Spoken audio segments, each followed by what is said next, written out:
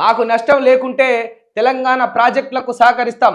Maharashtra CM Devendra Fadnavis వెల్లడి. అప్పటి BRS ఇప్పటి కాంగ్రెస్ పాలనంతా దోపిడీమయమే. కేసీఆర్ రేవంత్ రెడ్డి తెలంగాణను అప్పుల పాలు చేశారు.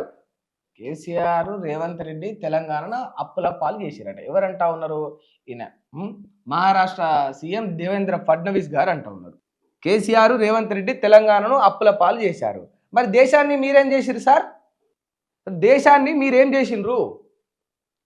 తెలంగాణను కేసీఆర్ రేవంత్ రెడ్డి గారు అప్పుల పాలు చేస్తే దేశాన్ని మీరేం చేసిండ్రు? భారతీయ జనతా పార్టీ బీజేపీ దేశాన్ని ఏం చేసింది? అప్పు లేకుండా చేసిన అది చెప్పుండ్రి. పోనీ ఇవన్నీ పక్కన పెడదాం. మహారాష్ట్రలో మీరేం చేస్తుర్రు? అప్పు చేయకుండా పాలన చేస్తురా? చెప్పుండ్రి.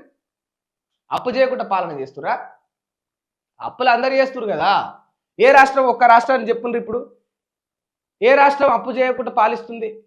ఇదేదో పెద్ద వీళ్ళే అప్పులు చేసినట్టు ఇక మీరు భారతీయ జనతా పార్టీ ఉన్న రాష్ట్రాల లెక్క తీద్దామా? నరేంద్ర మోదీ గారి ఒక రాష్ట్రమైన గుజరాత్లో తీద్దామా? ఉత్తరప్రదేశ్లో తీద్దామా? బీహార్లో తీద్దామా? మీ పార్టీ కూటమిలు ఉన్న ఆంధ్రప్రదేశ్లో తీద్దామా? ఎడదిద్దాం చెప్పుండ్రు అప్పులు. అసలు దేశాన్ని మొత్తం అప్పులలో ముంచిందే బీజేపీ కదా. ఇప్పుడు ఒక్కొక్క వ్యక్తి తలపైన కోట్ల రూపాయలు అప్పు పెట్టిందే భారతీయ జనతా పార్టీ కదా, కాదా? ఇవన్నీ మహారాష్ట్రలో చెప్పురు సార్, నడుస్తాయి. ప్రత్యేకంగా తెలంగాణకు వచ్చి అంటే ఏం ఉద్ధరించినట్టు? ఇంకేమన్నాడు చూద్దాం. ప్రాణహితపై చర్చించేందుకు మహారాష్ట్రకు రావాలని సూచన. ఇడిదాకా వచ్చిన వాళ్ళు ఆయనతో మరి మీరే ఇడ పోపోయారు. కాకాజ్ నగర్ మంచిర్యాలలో విజయ సంకల్ప సభకు హాజరై ఇక ఈ విధంగా అన్ని మాట్లాడినరు.